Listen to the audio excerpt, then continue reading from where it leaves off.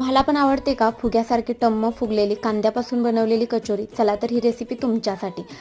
2 वाटी गव्हाचे पीठ घेतलं, त्याच्यामध्ये चवीपुरतं नमक घातलं, नंतर त्यामध्ये 3 चमचे तेल घातलं आणि छान असं मळून घेतलं. 15 मिनटं रेस्टसाठी ठेवलं. हा जो मसाला दाखवला तो मी घरी बनवलेला आहे, जो की कचोरी मसाला आहे. त्याच्यानंतर मग आपण कढई गरम करून घ्यायची, तेल घालून त्यामध्ये कांदा घालून घ्यायचा, कोथिंबीर, मिरच्या घालून घ्यायच्या कट केलेल्या. नंतर त्यामध्ये बेसन पीठ घालून घ्यायचं. बेसन पीठ छान परतून झाल्यानंतर त्यामध्ये मसाले घालायचे. मग गरम मसाला, आमचूर पावडर असेल किंवा मग चाट मसाला, नंतर नमक, हळद, त्याच्यानंतर गरम मसाला वगैरे घालून घ्यायचं. नंतर मग त्यामध्ये व्हिडिओमध्ये जसं दाखवलं आहे तसंच पिठाच्या पारी करून त्याला कचोरीचा आकार देऊन घ्यायचा. छान आकार दिल्यानंतर तोंड जे आहे ते नीट बंद करून घ्यायचं, म्हणजे कचोरी तेलामध्ये फुटणार नाही.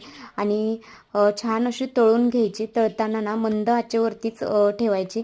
चला, आवडलं तर लाईक, शेअर, सबस्क्राईब.